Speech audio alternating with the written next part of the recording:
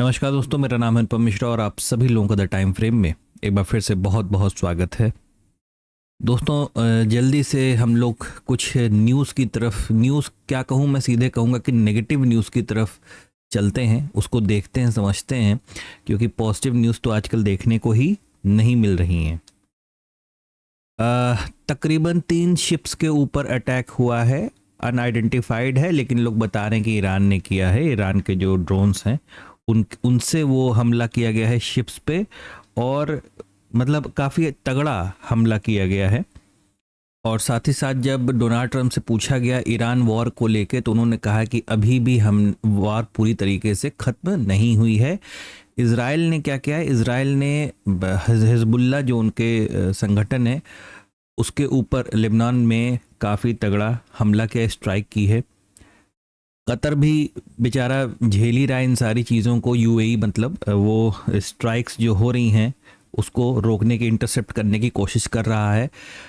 32 member की international energy agency ने ये एग्री किया है कि largest ever release of oil reserve, मतलब तकरीबन 400 मिलियन बैरल जो है ऑयल रिजर्व को जो है रिलीज़ किया जा रहा है। और उसके बावजूद मैं आपको एक चीज़ दिखाता हूँ, उसके बावजूद आप ब्रेंट का प्राइस देखिएगा, ये देखिए 98 के पास चला गया है। ये 98 के पास चला गया। अब ये कल तक कहाँ पे था? कल तक ये तकरीबन 93, या यूं समझें कि आप, जो मैं इसका 1 मिनट डेली चार्ट देखिए आप, ये देखिए कल तक ये कहाँ था? 90, 87, 88 के आसपास था। आज ये कितना हो गया है? तकरीबन 98, 99 के आसपास घूम रहा है। उसके पीछे का कारण ये है कि 3 कमर्शियल शिप्स, ये देखिए 3 कमर्शियल शिप्स जो हैं उड़ा दिए गए हैं अननोन प्रोजेक्टाइल, मतलब कि ऐसा कहा जा रहा है कि वो अननोन है, लेकिन कहीं सूत्रों से खबर आ रही है कि वो ईरान के ही ड्रोन से हमला किया गया है। ये देखिए, no relief from high oil prices despite deal to release historic amount of petroleum reserve. इतना पेट्रोलियम रिजर्व जो है रिलीज करने के बावजूद भी किसी प्रकार का कोई रिलीफ नहीं मिला। ट्रंप ने कहा है कि ये वॉर जल्दी खत्म हो जाएगी जैसे ही ये खबर आई कि ईरान ने शिप्स को मारना चालू कर दिया है, और स्ट्रेट ऑफ हॉर्मोज पे थोड़ा सा टेंशन वाला सिनेरियो डेवलप हुआ है। दूसरी खबर एक और है कि जो यूएस सीपीआई डाटा है वो थोड़ा सा बढ़ के आया है, मतलब महंगाई को लेके।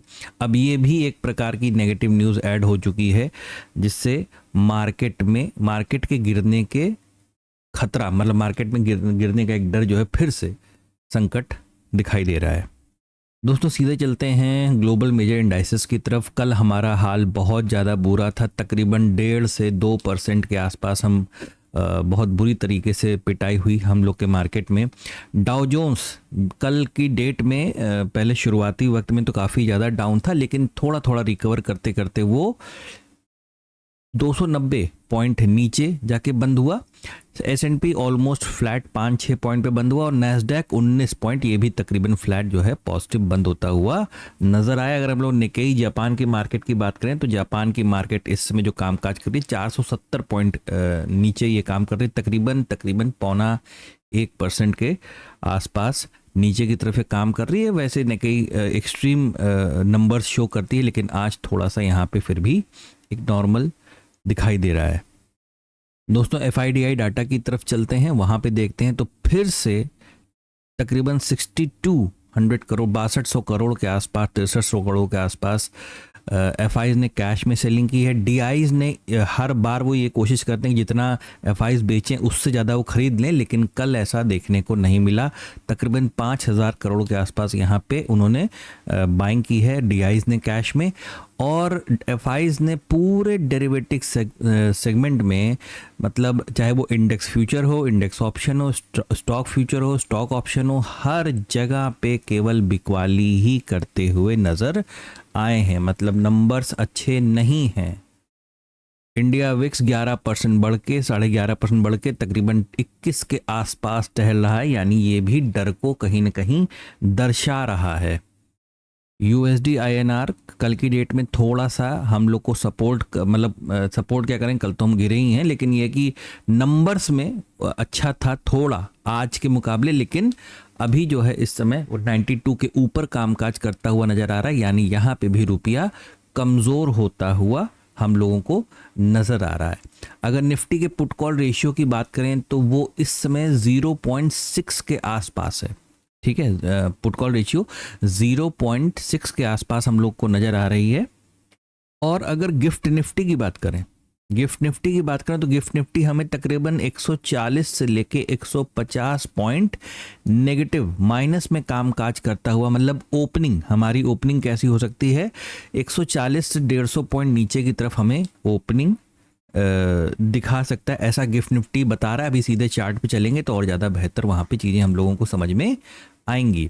सीधे चलते हैं ब्रेंट की तरफ। ब्रेंट का मैंने पहले बता दिया कि जो है 99 के आसपास काम कर रहा है, काफ़ी ज़्यादा ये ऊपर की तरफ। ये जो ऑयल रिजर्व रिलीज़ किए गए, इसकी वजह से प्राइजेस थोड़े से कम होने चाहिए थे, लेकिन साथ ही साथ ये खबर आई कि तकरीबन 3 शिप्स उड़ा दिए गए हैं, डिस्ट्रॉय कर दिए गए हैं, जिसकी वजह से इनकी कीमतें फिर से, मतलब एक ऐसी लड़ाई लड़ रहे हैं लोग कि जैसे ना एक स्ट्रेटजी के साथ लड़ रहे हैं कि तबाही कर देंगे सारी चीज़ों को। तो चलिए देखते हैं अब कैसे क्या करते हैं लोग। वैसे लड़ाई झगड़ा नहीं करना चाहिए।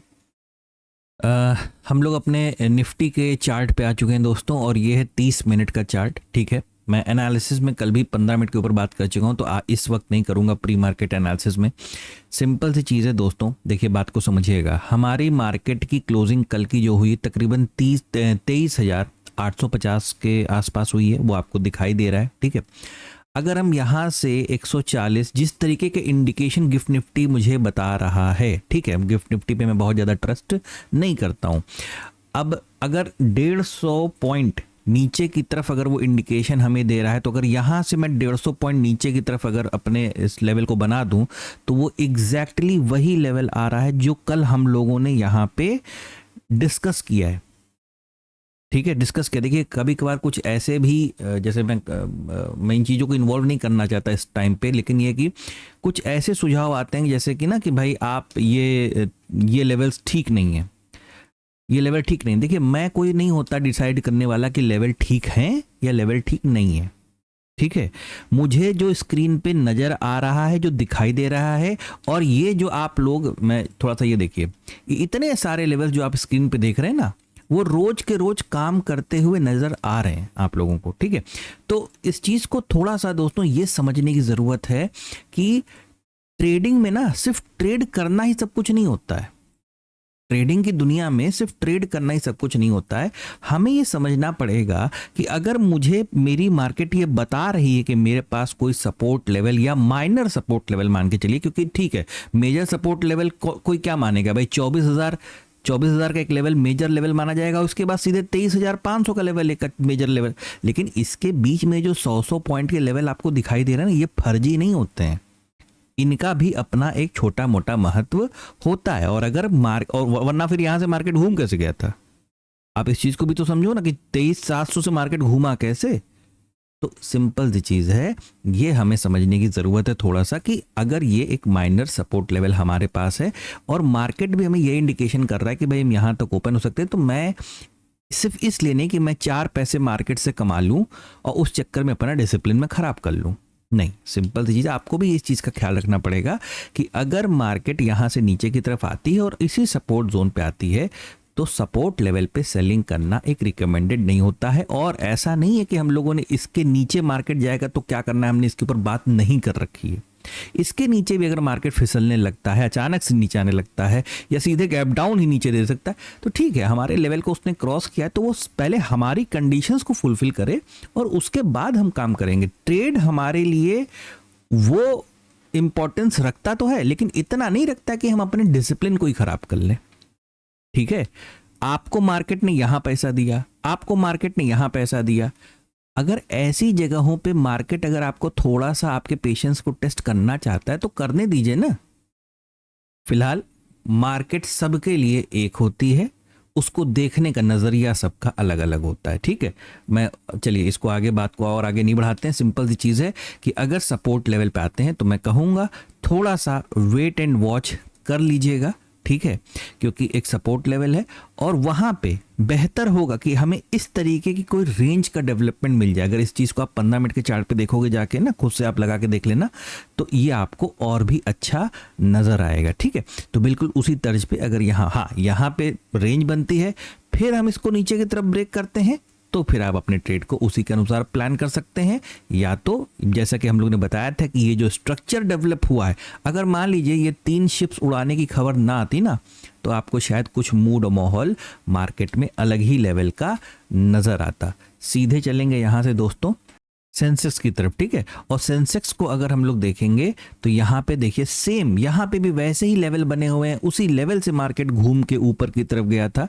तो इस चीज़ का भी हमें ख्याल रखना है कि जो 76,400, ठीक है, 76,400 का जो लेवल है, ये हमारे लिए, ये जो पूरा जोन आप देख रहे हैं ना, 76,400 से 76,800 ये वाला, ठीक है, 76,800 से लेके 76,400 का ये जो पूरा जोन है, ये हमारे लिए एक सपोर्ट की, माइनर सपोर्ट के तरीके से काम कर सकता है।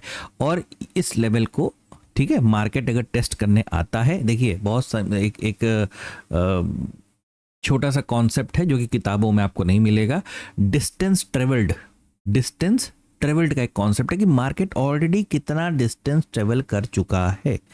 ठीक है, आप देख रहे हैं यहां से मार्केट ने इतना डिस्टेंस ट्रेवल किया, उसके बाद क्या हुआ, वो एक रेंज में गया।